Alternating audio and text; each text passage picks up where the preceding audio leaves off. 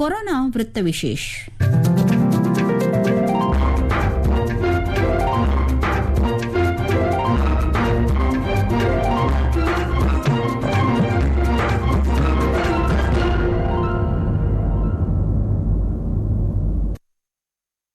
श्रोतेहो नमस्कार. आजच्या कोरोना वृत्तविशेष कार्यक्रमात आपलं स्वागत. आजच्या कोरोना वृत्तविशेषमध्ये आपण ऐकणार आहोत प्रधानमंत्री नरेंद्र मोदी यांनी देशाला केलेलं संबोधन आणि त्या अनुषंगानं विविध मुद्द्यांवर केलेला उहापोह. श्रोतेहो, देशात सध्या सुरू असलेली कोरोना प्रतिबंधक लसीकरण मोहीम लवकरच पूर्णपणे केंद्र सरकारच्या माध्यमातून राबवली जाणार आहे. प्रधानमंत्री नरेंद्र मोदी यांनी काल देशातल्या जनतेशी संवाद साधला, त्यावेळी त्यांनी ही महत्त्वाची घोषणा केली. येत्या 21 जूनच्या जागतिक योग दिनापासून 18 वर्षांच्या पुढच्या नागरिकांचं मोफत लसीकरण केंद्र सरकार करणार असल्याची घोषणा प्रधानमंत्र्यांनी केली. यासाठी राज्यांसोबत संवाद साधून मोहिमेचा आराखडा तयार केला जाणार आहे. तसंच 21 तारखेनंतर खासगी रुग्णालयातून मिळणाऱ्या लसीची किंमतही नियंत्रणात ठेवली जाणार आहे. खासगी रुग्णालयांना लसीच्या किमती व्यतिरिक्त 150 रुपयांहून जास्त सेवा शुल्क आता आकारता येणार नाही आणि यावर राज्य सरकारनं लक्ष ठेवायचं आहे, असं प्रधानमंत्र्यांनी म्हटलं आहे. देशात लस तयार झाल्यानंतर त्याचं नियोजन करण्याचं अत्यंत महत्त्वाचं काम सर्व राज्यांशी बोलूनच करण्यात आलं. राज्यांच्या मागणीनुसार 25% लसीकरणाचं काम राज्यांना सोपवण्यात आलं होतं. आता यातली आव्हानांनी वास्तव परिस्थिती लक्षात आल्यानं संपूर्ण लसीकरण मोहिमेची जबाबदारी 21 जूनपासून केंद्र सरकार उचलत आहे. आज ये निर्णय लिया गया है कि राज्यों के पास वैक्सीनेशन से जुड़ा जो 25% काम था उसकी जिम्मेदारी भी भारत सरकार उठाएगी. ये व्यवस्था आने वाले 2 सप्ताह में लागू की जाएगी. इन 2 सप्ताह में केंद्र और राज्य सरकारें मिलकर नई गाइडलाइंस के अनुसार आवश्यक तैयारी कर लेगी. संयोग है कि 2 सप्ताह बाद 21 जून को ही अंतर्राष्ट्रीय योग दिवस भी है. 21 जून सोमवार से देश के हर राज्य में 18 वर्ष से ऊपर की उम्र के सभी नागरिकों के लिए भारत सरकार राज्यों को मुफ्त वैक्सीन मुहैया कराएगी. वैक्सीन निर्माताओं से कुल वैक्सीन उत्पादन का 75% हिस्सा भारत सरकार खुद ही खरीदकर राज्य सरकारों को मुफ्त देगी. यानी देश की किसी भी राज्य सरकार को वैक्सीन पर कुछ भी खर्च नहीं करना होगा. अब तक देश के करोड़ों लोगों को मुफ्त वैक्सीन मिली है. अब 18 वर्ष की आयु के लोग भी इसमें जुड़ जाएंगे. सभी देशवासियों के लिए भारत सरकार ही मुफ्त वैक्सीन उपलब्ध करवाएगी. गरीब हो, निम्न मध्यम वर्ग हो, मध्यम वर्ग हो या फिर उच्च वर्ग, भारत सरकार के अभियान में मुफ्त वैक्सीन ही लगाई जाएगी. हां, जो व्यक्ति मुफ्त में वैक्सीन नहीं लगवाना चाहते, प्राइवेट अस्पताल में वैक्सीन लगवाना चाहते हैं, उनका भी ध्यान रखा गया है. देश में बन रही वैक्सीन में से 25% प्राइवेट सेक्टर के अस्पताल सीधे ले पाए, ये व्यवस्था जारी रहेगी. प्राइवेट अस्पताल वैक्सीन की निर्धारित कीमत के उपरांत एक डोज पर अधिकतम 150 रुपये ही सर्विस चार्ज ले सकेंगे. इसकी निगरानी करने का काम राज्य सरकारों के पास ही रहेगा. श्रोतेहो, लसीकरणाबद्दल अनेक अफवा आणि गैरसमजुती आपल्या देशात आहेत. त्या दूर करण्याचं आवाहन प्रधानमंत्री नरेंद्र मोदी यांनी देशातल्या बुद्धिमंतांना केलं आहे. मास्क लावून, सुरक्षित अंतर राखून आणि स्वच्छता पाळत सर्वांच्या सामूहिक प्रयत्नानं आपण या कोरोनाविरुद्धची लढाई निश्चितपणे जिंकू, असा विश्वास मोदी यांनी व्यक्त केला आहे. श्रोतेहो, गेल्या वर्षी कोरोना संकट काळात जाहीर केलेल्या गरीब कल्याण अन्न योजनेची मुदत दिवाळीपर्यंत वाढवण्याची घोषणाही प्रधानमंत्र्यांनी काल केली. त्यामुळे देशातल्या 80 कोटी जनतेला आता असं मोफत धान्य नोव्हेंबर महिन्यापर्यंत दरमहा मिळणार आहे. पिछले वर्ष जब कोरोना के कारण लॉकडाउन लगाना पड़ा था तो प्रधानमंत्री गरीब कल्याण अन्न योजना के तहत 8 महीने तक 80 करोड़ से अधिक देशवासियों को मुफ्त राशन की व्यवस्था हमारे देश ने की थी. इस वर्ष भी दूसरी वेव के कारण मई और जून के लिए भी इस योजना का विस्तार किया गया था. आज सरकार ने फैसला लिया है कि प्रधानमंत्री गरीब कल्याण अन्न योजना को अब दीपावली तक आगे बढ़ाया जाएगा.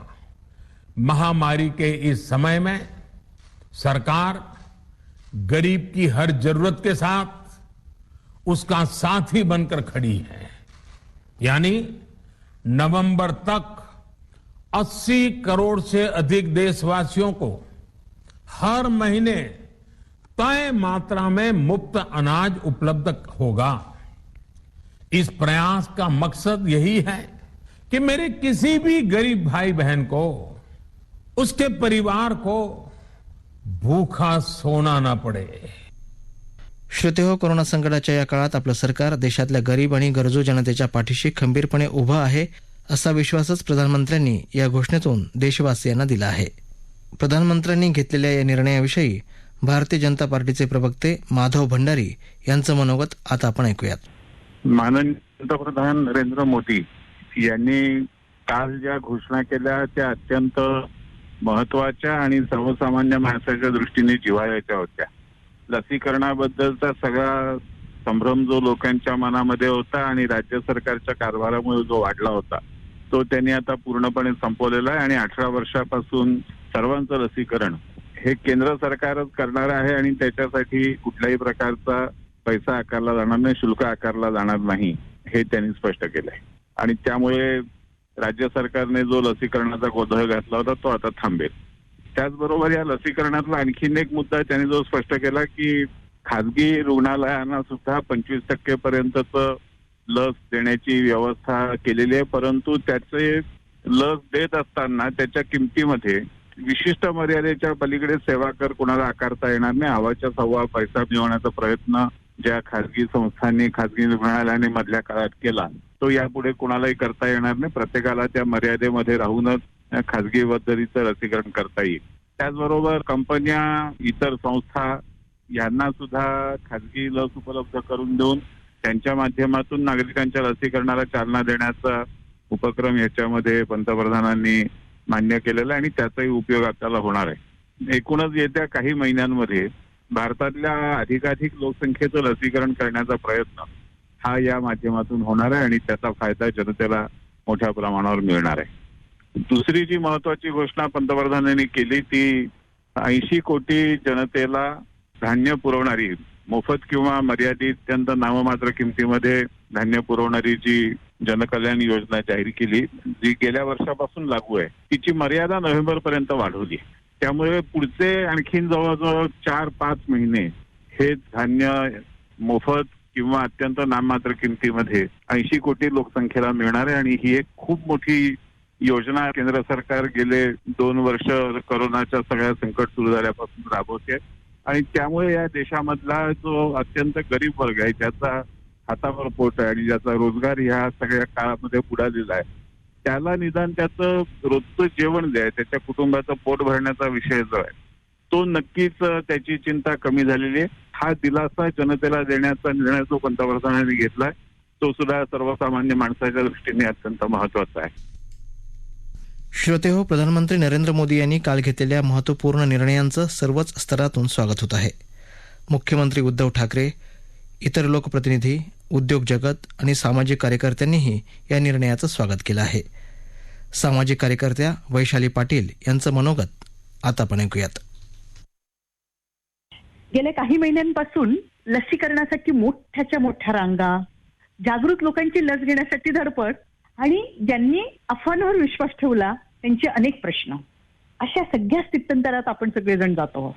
आणि यामध्ये ज्यांना ऑनलाईन रजिस्ट्रेशन करता आलं, ज्यांनी जागरूकता लक्षात घेऊन त्याच्याबद्दल प्रयत्न केले त्यांना पटापट लसी मिळाल्या. आणि उर्वरित जनतेचं काय होणार, विशेषतः ग्रामीण गरीब जनतेचं काय होणार आणि ज्यांचा हातावर पोट आहे त्यांचं काय होणार, हा प्रश्न तुम्हाला आम्हाला सगळ्यांनाच खूप भेडसावत राहिलेला आहे. आणि अर्थातच सामाजिक कार्यकर्ती आणि आदिवासींमध्ये काम करणारी म्हणून आम्हाला तो प्रकर्षाने जाणवत होता. एक देश एक लसीकरण या घोषणेचं आम्ही स्वागत करतो आणि याचा फायदा शेतकरी, कामगार, असंघटित मजूर, स्थलांतरित कामगार आणि विशेषतः वंचित समाजापर्यंत याचा लाभ मिळण्यासाठी आपण सगळ्यांनी मिळून प्रयत्न करणं खूप खूप गरजेचं आहे. सेकंड लॉकडाऊनच्या काळामध्ये पुन्हा पटापट सगळं बंद व्हायला लागल्यानंतर वंचित समाजाची एकच धावपळ उडाली. पुन्हा गेल्या वर्षीसारखं सगळं काही होतंय का, मैलोन मैल चालत राहणं, अन्ना वाचून तडफडत राहणं, हाताला काम नाही, पोटाला अन्न नाही आणि आजारी पडला तर औषध उपचारासाठी वणवण भटकावं लागेल का, या सगळ्या भीतीने ग्रासलेल्या वंचित आणि ग्रामीण समाजाला आणि कष्टकरी समाजाला गरीब कल्याण योजना हे मृगजळच आहे की खरोखर मिळणार हे प्रश्नचिन्ह पडलं. परंतु गरीब कल्याण योजना बऱ्याच ठिकाणी अनेक अडचणी आल्या. उगीच काही रेशनवाल्यांनी आडमुठीपणाचं धोरण पण स्वीकारलं. आधार कार्ड नाही तर रेशन नाही, थंब लागत नाही तर रेशन कार्ड लागत नाही, 5 किलोचं द्यायचं तर तिथं 3 किलोच दिले.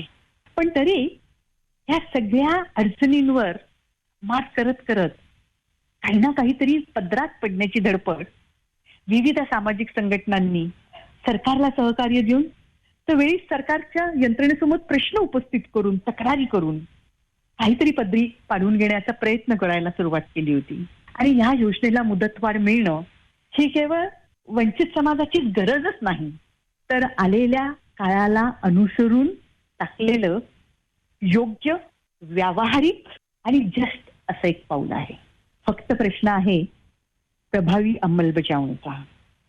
पण माझी खात्री आहे की संवेदनशील मन असलेले शासनातील काही अधिकारी, कर्मचारी आणि त्याचबरोबर आपल्या न्याय हक्कासाठी पुढाकार घेणारे जागृत असलेले वंचित समूहातील नेतृत्व हे शेवटच्या माणसापर्यंत या योजनेचा लाभ मिळण्यासाठी प्रयत्न करतील. आम्ही तो करतोच आहोत, आपण सगळे मिळून करूया. श्रोते हो, कोरोना संकटावर आपण सगळ्यांनी मिळून मात करायची आहे. यात केंद्र सरकार आणि आपल्या देशाचे पंतप्रधान आपल्या सगळ्यांच्या पाठीशी ठामपणे उभे आहेत. हा विश्वास खरंच खूप मोठा आहे. श्रोते हो, याबरोबरच आजचा कोरोना वृत्तविशेष कार्यक्रम संपला. हा कार्यक्रम आकाशवाणी मुंबईच्या प्रादेशिक वृत्त विभागानं सादर केला. सादर करते जीवन भावसार, निर्मिती सहाय्य विवेक वानखडे, लेखन आणि समन्वय राजेंद्र लेले आणि मनीष कुलकर्णी, निवेदन विकास यादव.